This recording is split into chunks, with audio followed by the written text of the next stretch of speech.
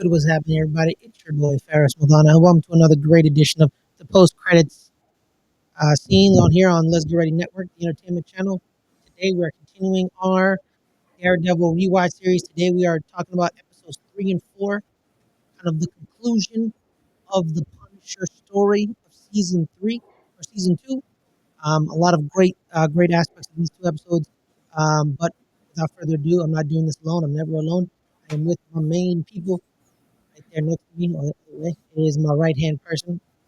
The one, the only. It is Adelia. Adelia, how are you?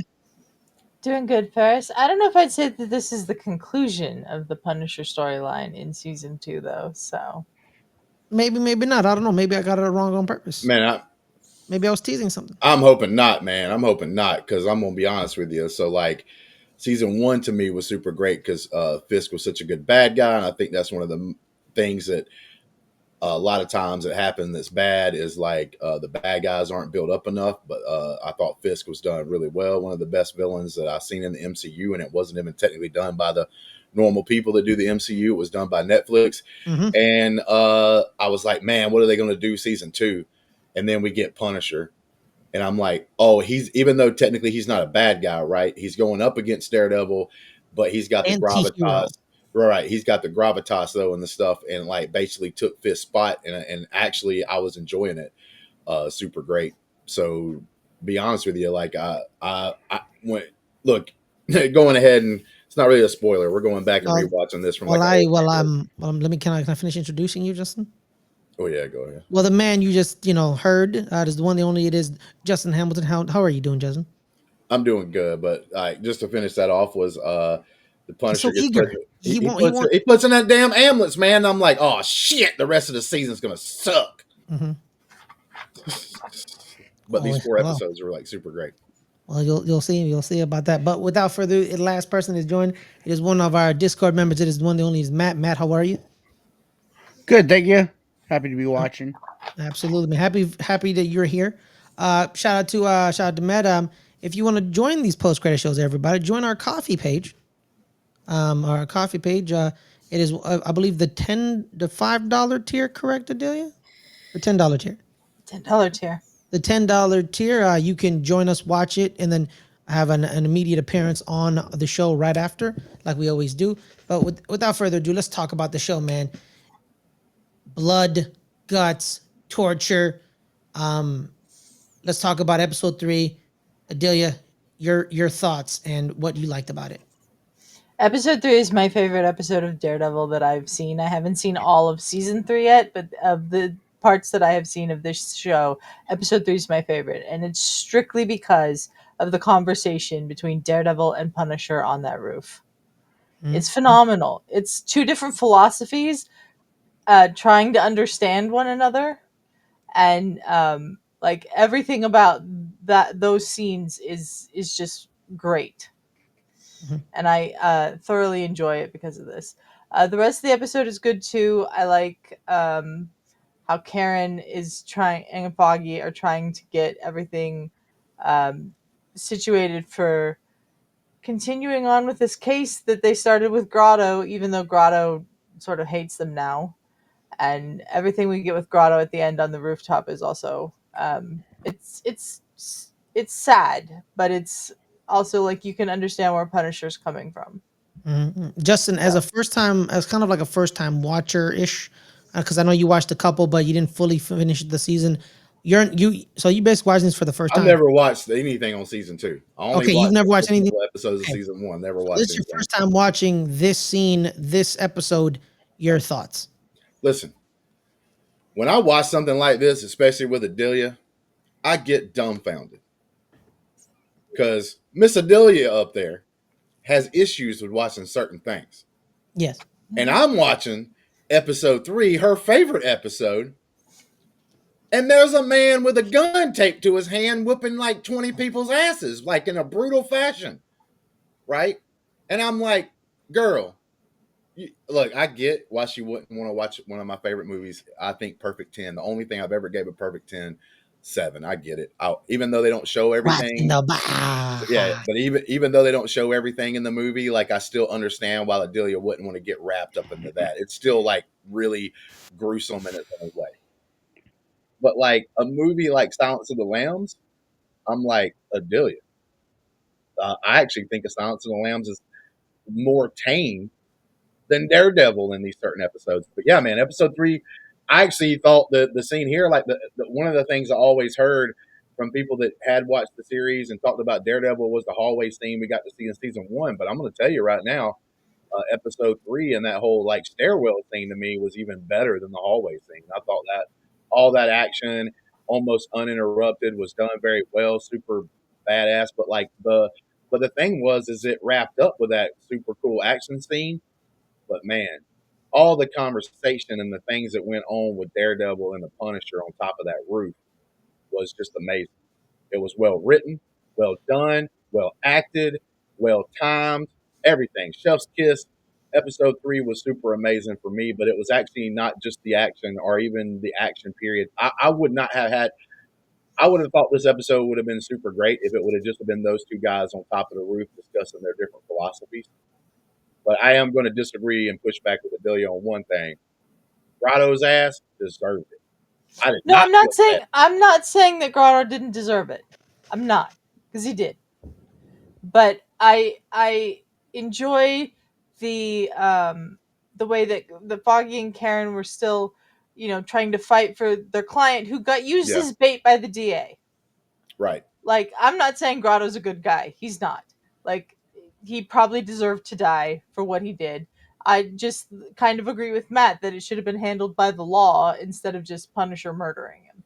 That's where we defer. That's where we defer. Because once a line gets crossed, I'm good with the Punisher way. Now, like I said, and told Adelia this in our Discord, like while we were watching stuff like this and talking about it, is the problem with this is it works in fiction because you can always have that guy Punisher always be 100% correct. He's always on top of his game because it's fiction, right? We can write it however we want to. We control all the outlying factors. In real life, someone doing something like this, they would make mistakes because we all make mistakes, and innocent people would eventually get hurt. Now, maybe it's only a small percentage, but innocent people would get hurt. So, in real life, I don't know how much I would be for this unless I knew this guy's 100% on top of his game every time. I would almost root for it because sometimes things like this just have to occur. But one thing before I forget it, because sometimes I'll have a great idea and then forget it because I don't say it. But I love the fact that in this series, they used something from the Joker from a totally different universe, but they didn't actually have a bad guy do it. It's technically a good guy, right? Punisher's technically a good guy, even though he's an anti-hero kind and he will kill people. He's still considered a good guy. He's still considered a superhero, right? But he says the line, "You haven't realized it yet. It only takes one day to be like me." And he tells Daredevil that, and that's exactly what the Joker tells people. And I think it's the crap. I might mess up on the name if somebody knows it. Say it, but like the crying. There's one called like the crying, something like that, where the Joker's Killing like joke. the killing joke. Killing There you joke. go. The killing joke. The Joker makes that like phrase where he tells them like, I have that. I have anybody that is book. one bad day away from being who I am. Yeah, I have that book. But Matt, my guy, your thoughts on the episode 3? Yeah. The whole conversation was excellent. My favorite part was when he told Punisher that he was that Daredevil's a half measure. That he's not hardcore enough to take care of business. Mm-hmm. But then that fight scene, and I'll admit too that I think that stairwell scene is a better fight scene than the hallway scene. But the hallway scene was just made bigger deal of because it was a one shot. But So is this. yeah, it's really close. I do think they do cut to a different angle. I think there's a I cut saw a couple towards cuts. the end. Yeah. I think there's a cut towards the end of it, but like the hallway part into the stairwell, I think there's a couple cuts in the stairwell part, but the hallway part prior to that is one take. Yeah. Yeah, but going down the stairs was one take. Going down the stairs. Going down the stairs for most of it was one take, but there were like cut to a different camera angle. The thing about the one in the hallway was there was no change camera angle, right? Like it was just like one guy holding the camera, walking up, walking back, going to the side kind of situation. They actually, copied the Raid by Gareth Edwards. They copied that. So that's why it was I a don't big think deal. the Raid was by Gareth Edwards. Gareth Evans. I think it's Gareth Evans. Gareth Evans. My Yeah, bad. that ain't the guy who did the Star Wars Rogue One. They ain't the Oh, same. Gareth Edwards did Godzilla. Yes. Okay. Yes. Gareth Evans, the guy he did the Raid 1 and 2, and that hallway scene was in the Raid, and people just, have copied it over the years. That's why some people don't have, like, because action movies have changed over the years, and people be like, you can't go back to the old way because of John Wick and the Raid. You can do it in a different way, and we expect it in a different way now. So a lot of people when they see old movies or movies being made in the old, Justin, the reason you said there's a great writing, right? You said there's great writing. It was tremendous in episode 3. That scene, right? Mhm. Of them on the roof. Right. They stole it exactly from Frank Miller's comic panels. There's a Yeah, specific it's the dialogue from the comic yeah. books. There's Right. a specific issue. It's that it's and it's they literally it was probably the easiest day for a writer that day. Be like, we just really just copy this and just add a little bit here and there, to make it No, fit the storyline. And and it's great, man, because true adaptation. Because they're like, we'll add our little spice to it. I mean, we'll do that. But man, hey man, if it ain't broke, don't fix it. And that's what they did. They're like, this scene isn't broke. This scene's legendary in the comics. It's not broke. We're not gonna break it. Just Yeah. just take it here. And that's what they did. It was tremendous. I liked it's the genesis, or it's the crux of movies. Actors acting with each other with dialogue. It's the bedrock of movies. Dialogue ain't good. Actors can't deliver it well. Movie ain't good. TV show ain't good. And yeah, they could. This one thing I like how they took it from Frank Miller, and it was kind of like you took it, but when you're reading a comic book, you're reading it in your voice, right? So you're like, ooh, this is amazing. So the actors have to show you the emotion that you, the consumer, have already put on top of the scene when you were reading it in a comic.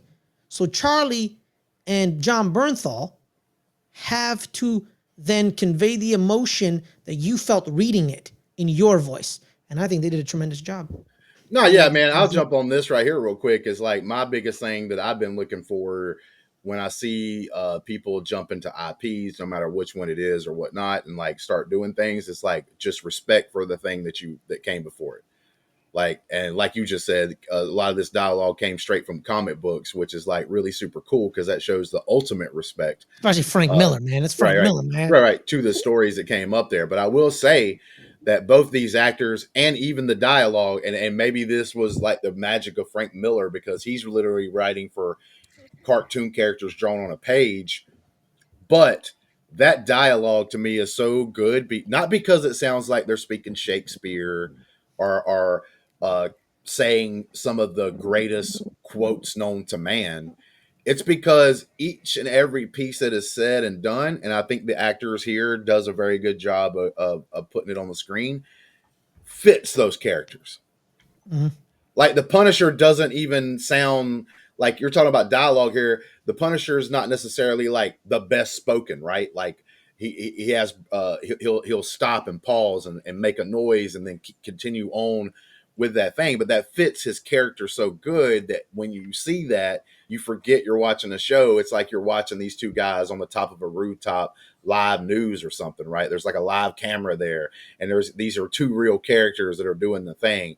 It's not just some person out there giving like a great monologue just because of the words that are being said. It's actually like these two characters giving their thoughts like in a real like conducive way to the scene and everything else, and it just fits and it's like makes it awesome. Like I could have watched, they could have added a few more minutes to this, like 30 or 45 minutes and put this in theaters as a movie with the same exact like story at pretty much that whole episode, and I would have watched it and would have walked out of the theaters even with the high price of today and been happy with what I saw and been thoroughly enjoyed it. Just add a couple of more action scenes, maybe extend a couple of things here and there to make it a movie link title, and you could have put this in theaters and I'd have went and paid money for it. Yeah, well, One thing I wanted to bring up. hit me, Sorry. Matt. Hit me, Matt. One thing I wanted to bring up that kind of bothers me. It's getting annoying to me, kind of, is how involved Karen gets with the clients. because she was like making deals for Grotto and like talking to the DA like she was a lawyer, and the DA's talking back to her, and I'm like, dude, you're the secretary. Like, Yeah, what? true. You have no legal right to, you have no legal knowledge. Like if you went to the doctor and the receptionist helped you out, she wouldn't call you she wouldn't call you her patient. You know what I mean? You're the True. doctor's patient. You have a This point here. lawyers, Well, you have a point here, Matt, and I think it does happen even in this episode, but not as much. I will give a little leniency because Foggy is there with her most of the time. yeah, So it's not like she's there by herself. Like Foggy can step in anytime if she were to say something wrong or ask for something wrong or something like that.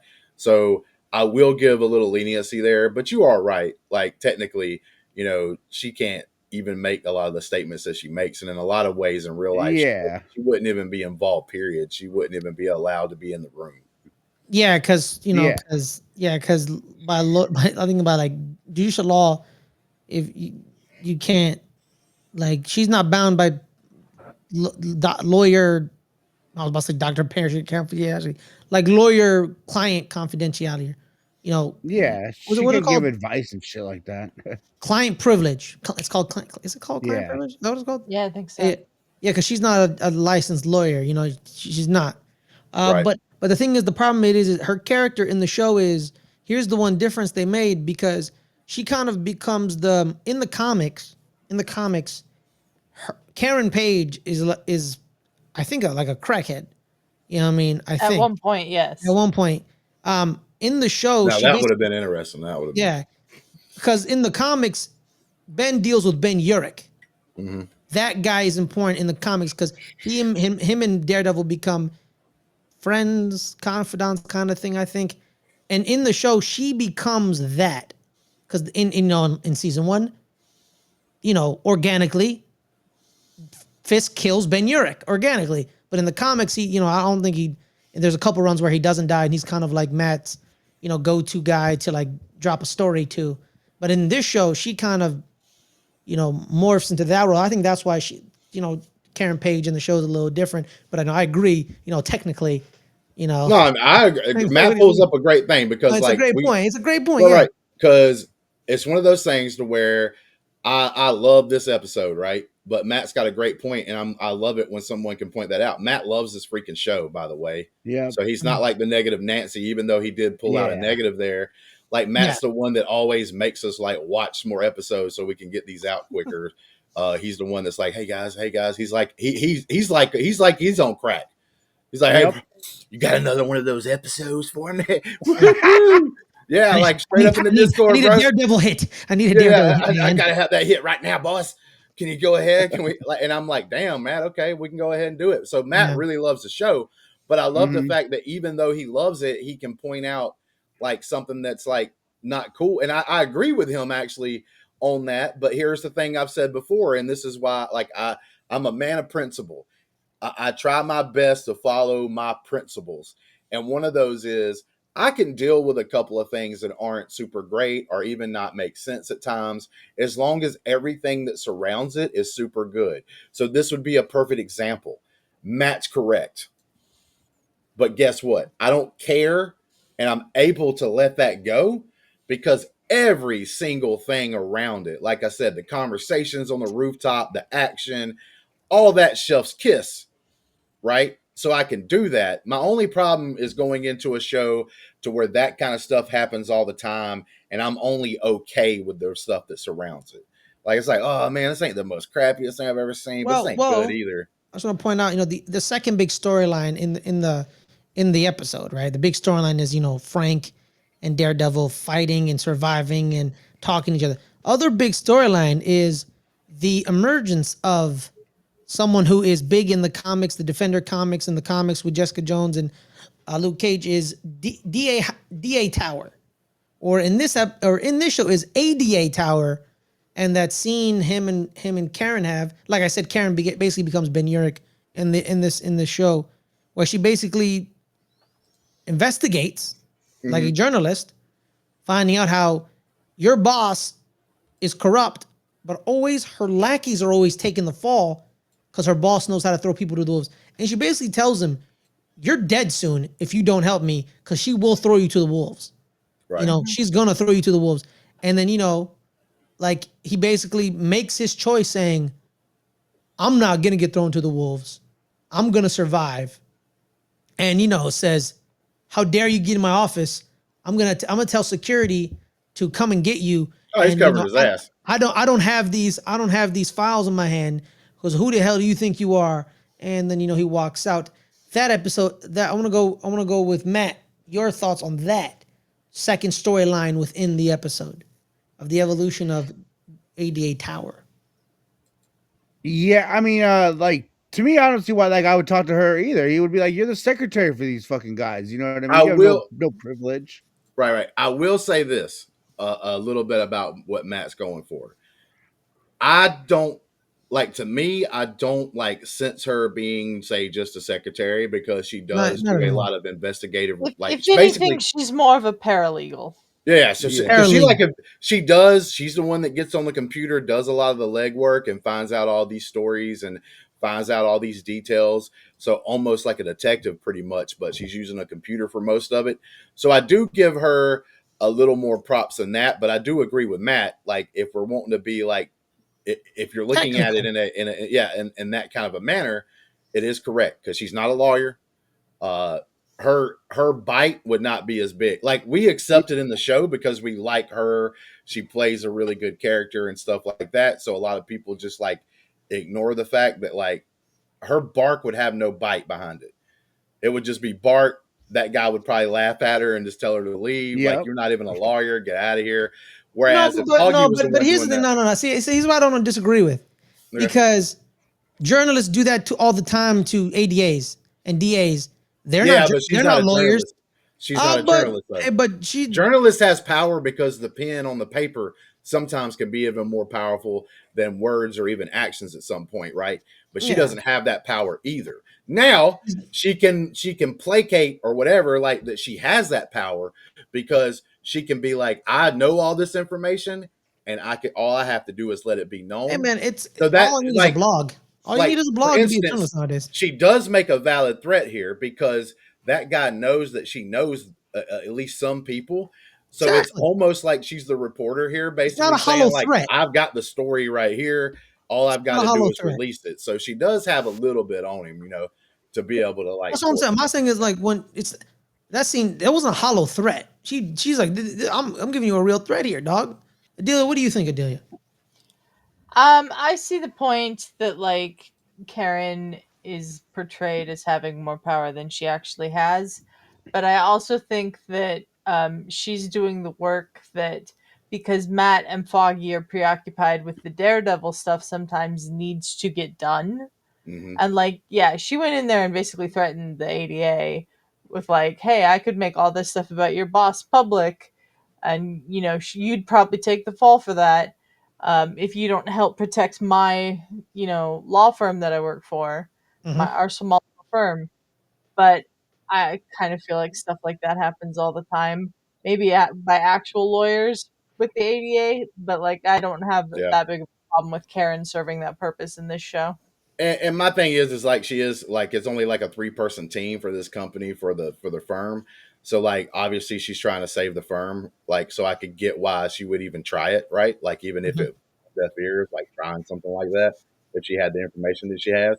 But like I said, I grant Matt. Matt brings up a valid criticism that you could have about the show so far. It's like a blind spot for them. They're basic like she could be the one thing on here that could be plot movement.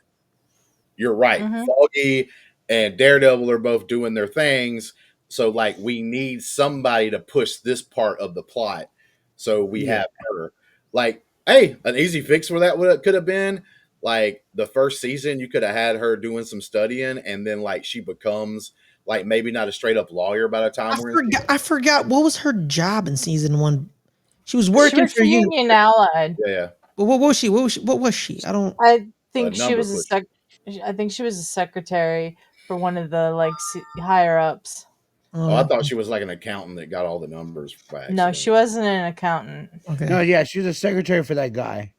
Yeah. Yeah. Who ends up getting killed? I think. Yeah. Yeah. Yeah. But she does discover towards the end of the episode. She does discover something. She discovers that Frank Castle, the Punisher, as they were known him, got shot in the head, Yep. point blank, bang. And then it cuts to black. Then we go to episode 4. Let's transition to episode 4. Probably one of the most grotesque episodes. You know, because Yeah. I remember Adelia was watching it, and then Matt was. I think Matt, you were also watching it last night. I think I don't know if you were. No, I saw it the other day, but yeah. Yeah, where I think Adelia and Matt talked about how I think they forgot how gnarly this episode is. You know, the torture scene, Justin, where you said, Justin, that's the thing when you told me earlier where you said, oh, you know, in fiction, you know, they can make it like no innocents got hurt. In this episode, a lot of innocents got hurt in the pursuit of him, especially that guy who got shot in the elbow. Nah, bro, those dudes ain't innocent. Those are He's like running- known he's running people a working pet for the shop. Irish. No, those are people. Yeah, he's running that as like almost like a cover. Those are known people that normally worked with the Irish doing. No, they're bad things. paying protection money to the Irish. They're not working for the Irish. They saw Frank because he was buying dog food. Listen, Exactly. But it opens right away. Speaking of the grotesque scene, it opens right away at a funeral. if you sending money to the bad guys, you part of the bad guys. No, you're not, Justin. You don't know how protection money works. Then if you think that, it's called extortion. It's not something people are okay with. Just want to point that out.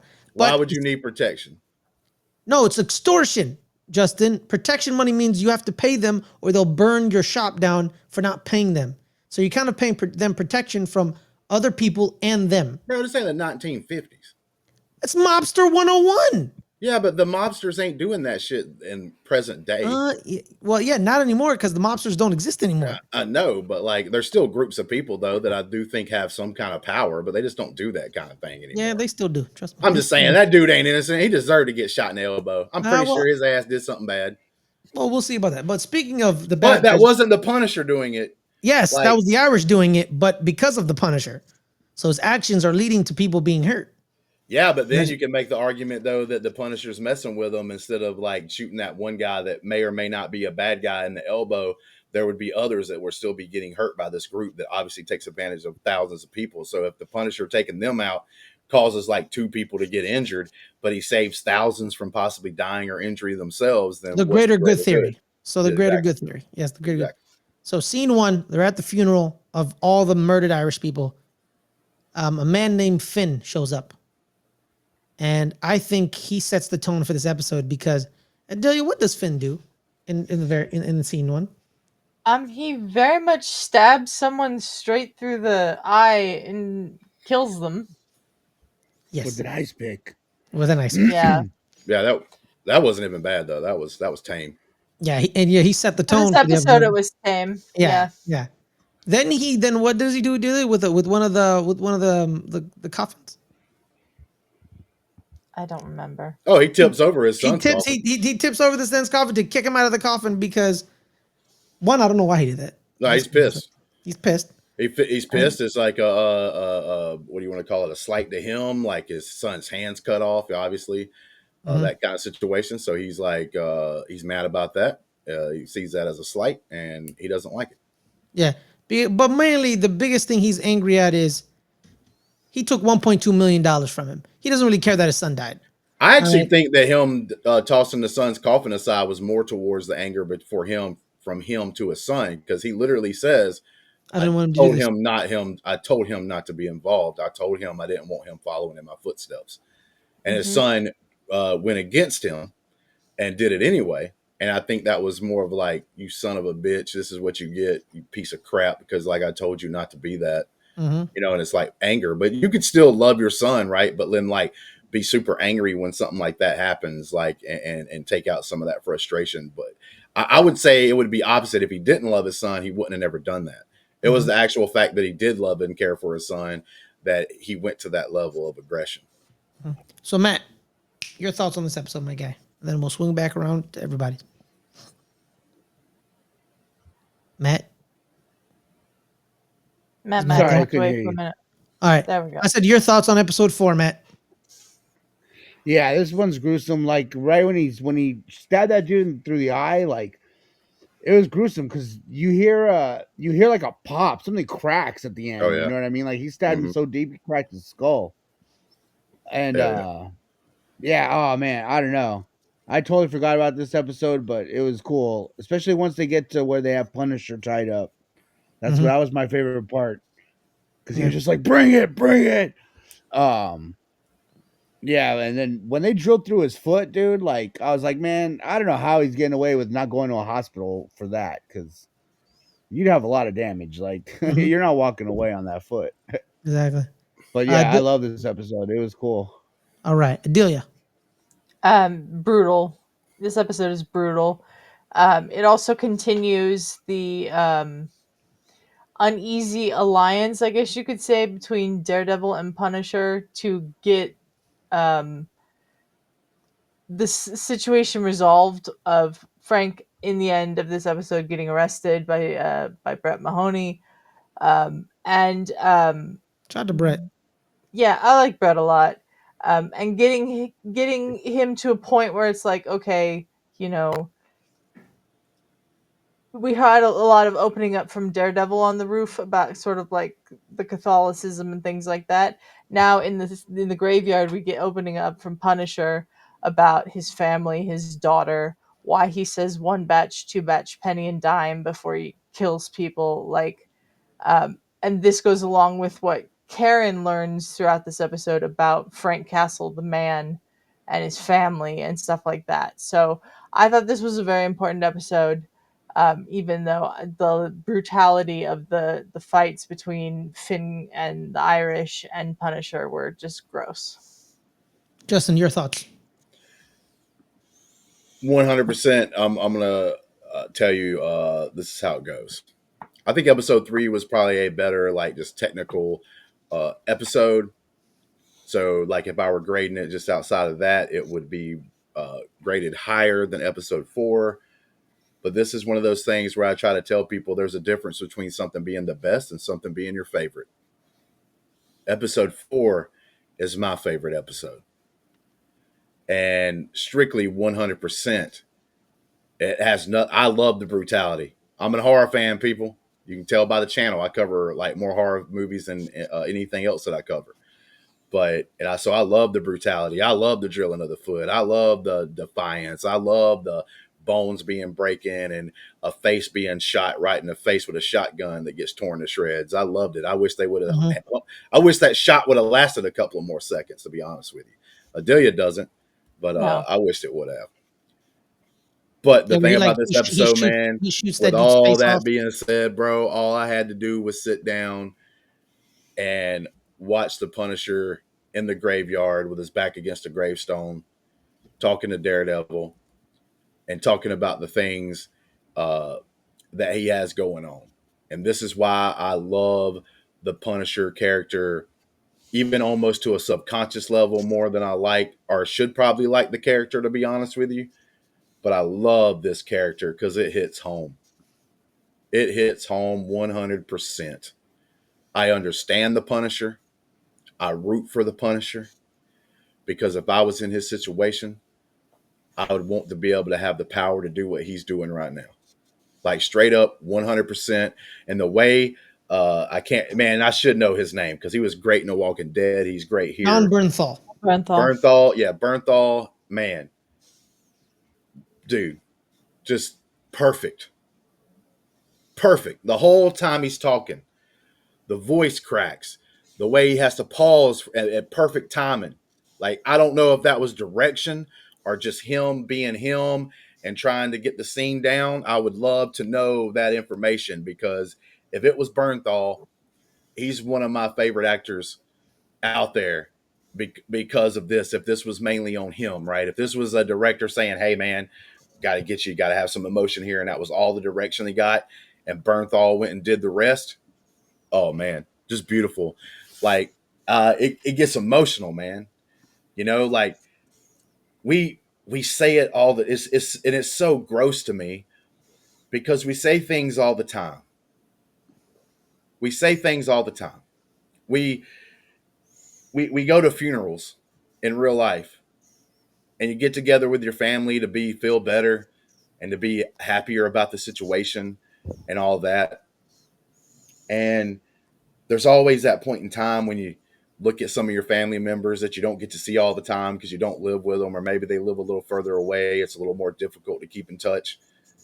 And you're saying things like, hey, next time we got to get together more often. And everybody leaves and everybody goes home and they get wrapped back up in their life again. And 100% nobody ever follows through. And in this particular moment, it has someone like me, who's a father, go back and think about all the times that I may have been tired, right? May have been out of the game, whatever, man, just whatever it was. And my son wanted to do something, but I just didn't feel like doing it. And I turned him down, right? And I'm not talking about like something that would be a spoil thing, right? Like not buying a toy that he wanted kind of situation. I'm saying when my son came up with an idea of like going to watch a movie or something like that, right? That's not like as big of a deal. And like for whatever reason, I didn't do it. And the very next moment, I might not ever have that opportunity to do that again. Bro, that's powerful, no matter who you are. You don't have to have a kid to understand that. When, like I said earlier, anybody in your family could fall in this situation. Cousin, aunt, uncle, sister, brother, mom, dad, it doesn't matter. It doesn't have to be a kid. It could be anything. And like we let these stupid things get in our way, right? He was just tired. And he's doing everything he can nonstop, seemingly without sleep, because he feels like he owes that to his daughter. And just the story that he told of like showing up in the classroom. I didn't need none of the brutality. I didn't need none of the action. I didn't need nothing else. That's all I had to have. This right here is why this series, and why, like Adelia said, it's like her favorite season. I can understand now we're 4 episodes in. I don't even need other episodes. That could have been a 4 episode miniseries, and I'm already happy and just like I don't even need no more. I would already rank this as a great thing to watch. Like I said earlier, episode 3 you could have turned into a movie. This episode right here, I don't think you could have done that as easily here.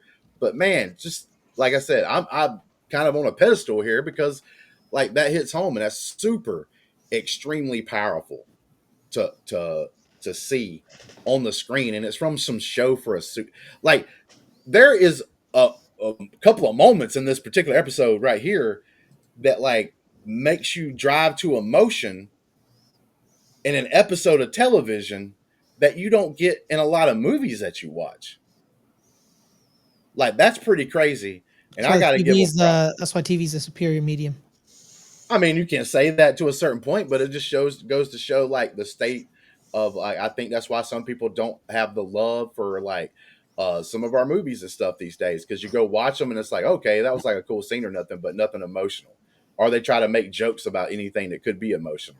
Well, I've believed that forever. Yeah, Before all of this, I've always preferred TV shows over movies, personally. You know, but that's just me. I don't know if I did, but when there was like I did shows like just Friends and stuff out there, because they were like Oh, good times. I'm not trying to jump I on wa- those episodes, oh, but I wasn't. I was done. I was done. you with didn't Friends, get man. emotional gravitas. Well, Friends is a like you got. comedy. No, but name a really good serious show back in the day that would bring emotion like this show does. The Wire. Bro, I keep forgetting how young you are, you sweet summer child. Oh God.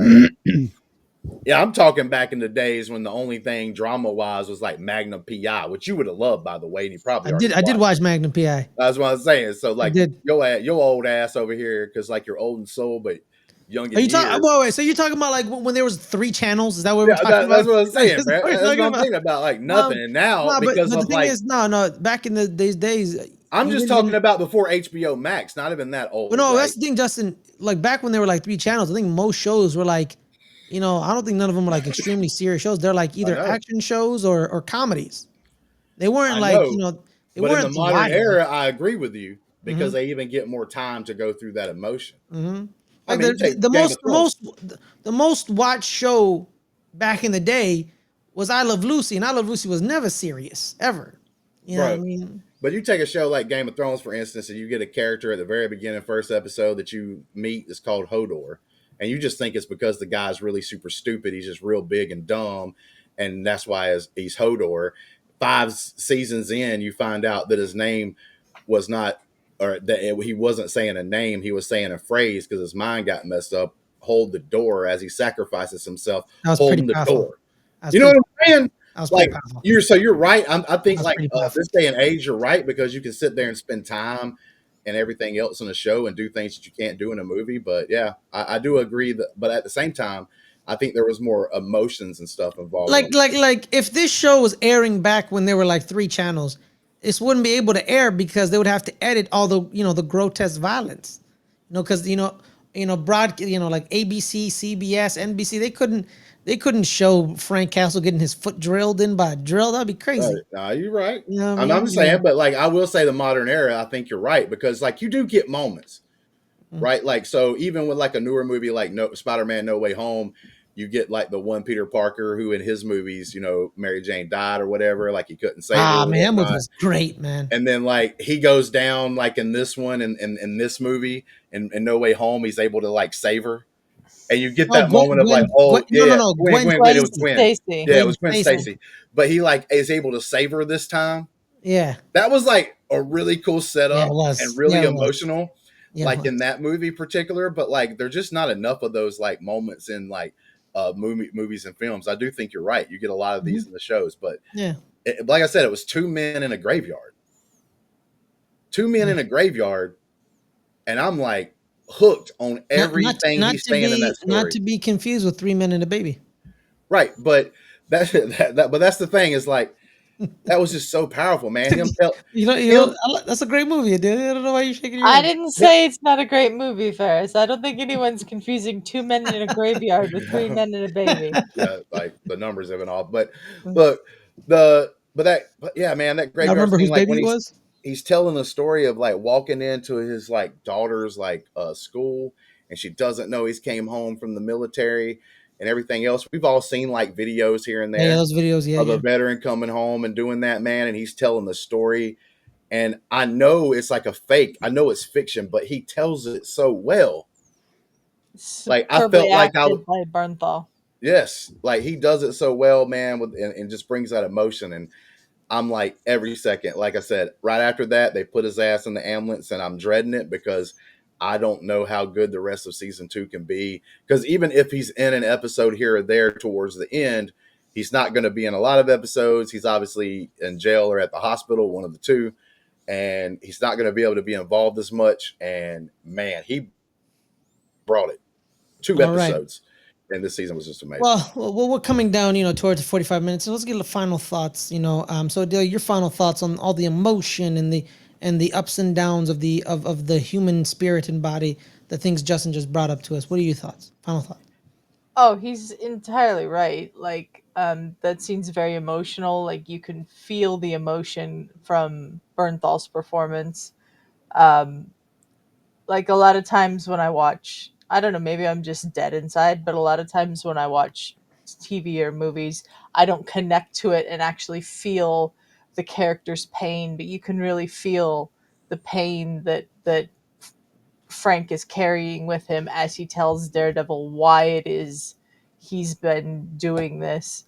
And I just think this is a phenomenal episode. I prefer episode 3. I think episode 3 is the better episode, technically, and I think the writing's a little tighter in episode 3, but episode 4 is just as strong. And this is just, I love watching this show, and I love watching this season in particular. Matt, your final thoughts and about the emotions of the human condition. Yeah, like I said, I was really glad to hear Punisher call Daredevil a half measure because it just shows that he's willing to go the distance to get rid of the problem. But yeah, I give both these episodes a 9. They were real solid. Uh, the action was great, and don't worry, Justin. The season will keep going. All I just right. don't know if it could be as good. But here goes the deal, man. It's like I've told my son, me and my son. My Justin, son loves. keep it concise, please. Yeah, hey, listen. I'm trying to go as fast as I can, man. But All this right. was two great episodes. I'm sorry, but I got a lot to say about great television when I watch it. It's all But right. my son, me and him, he loves The Last of Us, and me and him talk about that a lot. You know what happens at the end of The Last of Us game, where Joel has to go in and make the decision, and he takes out a whole freaking like basically hospital just to save homegirl that became basically his replacement daughter and everything else. And I told my son, Whoa, man! Spoilers. I'm kidding. I'm I, kidding. I'm I, kidding. I told I'm my kidding. son, actually, what he did was wrong. But if I was Joel and you were the one on the table, I do everything he does. Sometimes what you have to choose to do and what you do may not be considered correct or even morally right. But sometimes you have to step outside those lines and you have to be very careful when and when not to do those. So if I was in this position, and the reason why it hit me so hard emotionally, like I said, because I do have a kid. I think I'm the only one on this panel that has a kid. I have a But couple like, children. oh yeah, well, yeah, yeah, I think you have to. Never mind. I'm not even going to do it on the show here. I was going to make a joke, but the point is this: is with having a kid, I know I'm going to tell somebody. Behind the curtains, I held my son for the first time. I don't even know if I've told anybody, even on the team, this. Maybe I did like a long time ago, but I don't remember. But I held my son for the first time, and there was two things that I thought. One of those things was I'm going to do everything I can to be a father to you for as long as I can be. And to be honest with you, I've almost did that job. He's almost became an adult, and I've raised him on my own since he was like 6, and he's about to be 18. The second thing was I knew at that moment that I could kill someone instantly. And the reason why I say that is you would always have that question people would put to you like a moral kind of question, right? You think you could ever kill somebody even if they did something bad to you? My answer to that before I held my son for the first time was, man, I don't know, dude. I guess it's the situation. I don't know. Like, I just don't believe in any of that. I don't think I could do any of that, but I guess it would just be in the moment. So I wouldn't really have this clear cut answer. I held my son for the first time, and the love that I felt instantly from holding him, there ain't no doubt in my mind I'd be doing whatever I could. I'd be like the Punisher. I wouldn't stop until everybody that I thought that even thought about doing something wrong to my son would be taken out. There would be no doubt in my mind. That would be an instant gut reaction, right or wrong, morally correct or incorrect. That's what it would be. And when it was said and done and I got thrown in jail, my nickname in jail would be Smiley because they would just see me smiling all the time. And they'd be like, man, why you smiling, man? You in jail.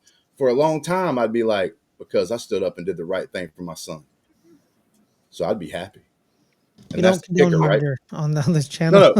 Obviously, we're talking about like fictional things here, and we're obviously talking about things that I'm hope kidding. that I'm never kidding. even get to that point, right? I'm kidding. But that's my point. Is like that's one of the first moments I had when I held my son was knowing that answer became clear that if somebody were to mess with my son, like I could go to that extreme, and that's how extreme that love is and that feeling is, and everything else.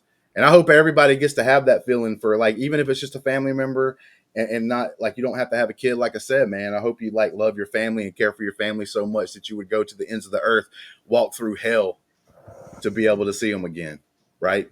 And so that's like a message, and that's the message that I was getting sent and felt while I was watching the episode. And like I said, I have been on a rant. I've talked more in this thing. I'm sorry for everybody else if I overtook too much time, but no, I feel strongly about these two episodes because I thought they were super great and super good, and I thought they had great messages. We haven't even mentioned Electra shows up at the That's end what I of was gonna the. say. Yeah. Yeah, Who gives man. a damn about her? She's in that shitty Daredevil movie. Well, that's I Jennifer mean, Gardner. Yeah, I had to give this one a chance. Electra But got her Yeah. own movie too, though. Yeah, it's Jennifer Gardner. listen, I feel Yeah. sorry for the introduction Garner. to it. There's no Garner. D. Listen, Garner. I feel sorry for this lady playing Elektra because Elodie Young. a Barenthal did so great for them to introduce a new character like this, and she's kind of big, like well known, kind of like the Punisher to a certain point. For her to be introduced right at the butt end of that, like oh my god, and she might do super freaking amazing, but I feel sorry for her. It's like whenever you're in school and you're having to give your speech a speech class, and you're right after this one person, and they go up there and give like the greatest speech known to man. Usually that was me. Right? Yeah, exactly. And then like you had to stand up and then go next. You're just like, oh shit. I don't even know what I'm going to say from here on out. Like she's in that position right here, I think, in this show, right? Mm-hmm. So I do feel bad for her and her character. Now the showrunners have done great, so maybe they do her character justice as well. And I can say, hey, she was able to overcome that mountain, but she's in front of a mountain right now, I feel. So I don't know how good I'm going to like her character or not, and how well she gets portrayed in this show. Well, see, Justin, don't do that. Don't do that. Just go in and see it. You're putting too much bullshit on it. Just go in and watch it, man. Don't do the expectation shit. Don't do the expectation. It ruins everything. She better be good, Ferris. Nah, well, you know. You know what? You telling me that makes me think she's gonna be doo doo. Well, she's not, but don't do that. You know what I mean? You know. By the way, you know, right before she shows up, like Adelia pointed out, Matt had just done kissing Karen, and they've created this emotional, loving connection. Matt's standing at his bar, all happy, and he's smiling, and then quickly his face changed, and he's like, Electra. Hey, listen, man. I was being super serious this episode, so I am gonna give something that I thought about at the very end, right there, when they was doing the whole kissing scene, and that raindrop was coming down like super slow. By the way, extremely dangerous. I'll point that out. Very dangerous. That rain. What they're talking about? The rain? Yeah, you know, don't be going out in the rain with no umbrella. Hypothermia. I just want to point that out. Not very good. That doesn't mean it was cold outside, Ferris. You can get pneumonia. Should point that out. Don't do that. Put on a jacket. Or put there's on a lot of things you could have warned people about in this episode, way more than just being in the rain. Pneumonia is a very dangerous disease. It's not. All right. Well, something I gotta ask. Don't I like that? It's very dangerous. I gotta ask. No. Just you've already had your time to talk. We're getting out of here. Shut up. Listen, no. When the raindrop is falling down super slow, right? It comes down and it hits her. I ain't gonna lie. I thought it hit a titty. There it is. See, it ended up being the arm. It ended up being the arm, but I thought it was a titty. I just want to point out, we stand Brett Mahoney in this household. All right. Shout out to Brett Mahoney, the greatest cop in all of Hell's Kitchen. Shout out to him. You know, shout out to you, my guy. That scene. No, it wasn't. All right. So stop. That's surprising to me. You didn't think that first. Well, because I wasn't really paying attention to that. All right. Because I didn't care about that. Usually you always talk about like what the chances are you could take this certain superstar lady on a date. Usually it's 0%. You know, we're just, you know, talking. Hey, that's a reason to come join our Discord for free. You can see all the superstar ladies that Ferris starts putting, you know, like basically like how big of a chance he's got maybe taking. You know what? How about you come join the Discord and talk about other stuff like movies and TV shows and, you know, sports. Discord's free to the public. We're trying to increase the community, so join. There's a link to the Discord in the description of this episode. Thank you, Adelia. I want to point out though, one of my favorite scenes towards the end, we talk about the graveyard scene, is when Mahoney arrests Daredevil, and he tells him, "You gotta arrest this guy. I can't take the credit for this. You need to, because we need to show people that my way and his way aren't the right way. We have to give people hope that the system works. Yes, the system, you know, sometimes it is hopeless." But you know, you got to give Mahoney. You got to give Mahoney credit though, because it's because of what Mahoney's. Yeah, but it's because of what Mahoney says when they meet, either in this episode or in episode 3. Yes, this one goes in there in the pet shop, and Daredevil's there talking to him. It's because of what Mahoney tells Daredevil. Daredevil says, "Yeah, you've made us.